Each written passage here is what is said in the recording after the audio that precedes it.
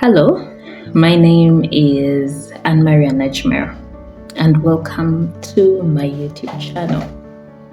I read something this week that I want to share with you. I read something and I've been meditating about it, and that's what I would like to share with you.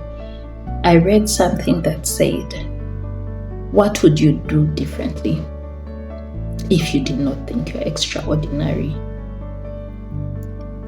The premise behind what the person was sharing was that sometimes we do not do certain things because we think those things are below us, or we make decisions that we're not comfortable with because we think people are thinking about us. We think we are extraordinary, and people are talking about us, people are watching us, people are talking like we're in the limelight. And so the question the person was asking, what would you do differently if you knew that you are ordinary?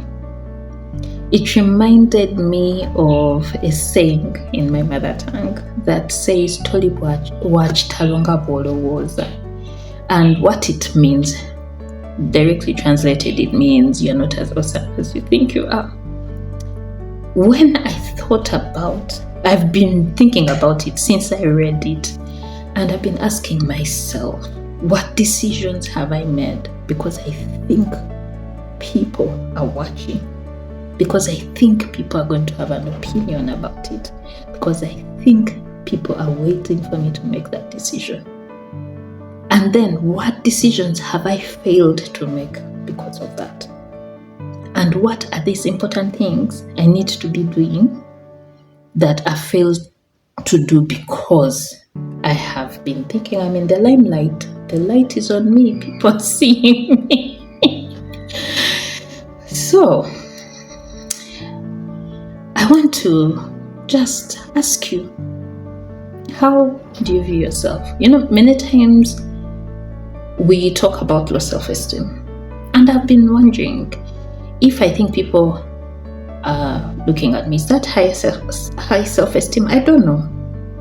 But what occurred to me is whether esteem is high or low, whichever side it is, there is something in us that makes us believe that people are waiting to judge us. At least me. Where you walk into a space and you think people remember what you put on last week, or have an opinion about what you have been putting on over a period of time. And so you live in a prison of people's opinions that may not be heard. So what would you do differently if you knew that people are not talking about you? People are not making decisions because of you. People do not remember what you put on last week. What decisions would you make differently? The second thing, and as I thought about that, it led me down a rabbit hole, and I started to think how that can affect my relationship with God. Because sometimes we go before God and you're saying, God, I am this age. At this age I should have done ABCD. I should have bought EFG. And it's so easy to be very discontent and unhappy. A friend of mine was sharing with a group of people I was training, and she told them that today, the things we have today, the place we are in today, is an answer to prayer. And when I think about it, I'm thinking, I'm not where I want to be. That's the truth. I'm not even where I planned to be. But there are aspects of my life right now that are a miracle. the peace I have, I never imagined I would ever have. Sometimes I am driving and I have no anxiety, I have no panic attack, and I am praising God because I'm thinking, what? I didn't know that this is what life was like, to be able to drive without extreme anxiety. That's an answer to prayer. So there are aspects of my life that are not what I want it to be, but there are also aspects of my life that are an answer to prayer.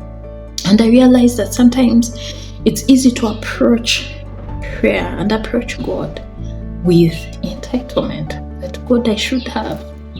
But says who? As I moved down that rabbit hole, I realized that the trigger is usually other people. Because when I say at this age I should have, that is in comparison to someone else, because we are using someone else as a yardstick. So, what would you do differently if you did not look to the sides as you made decisions, even as you prayed? If you just concentrated on the journey before you and the journey set before you, what would you do differently? What would you do differently if you did not think God owed you a favor because you fast, because of your tithe, because of your serving, because you have suffered? What would you do differently if you approached God? How different would your relationship with God be if you approached Him when it's between you and Him, not the multitudes? Please feel free to share some thoughts, some ideas, or even just refuse. But yeah, please go ahead and let's talk. Let's share with other people, and do not forget to subscribe. Till next time, thank you so much for watching.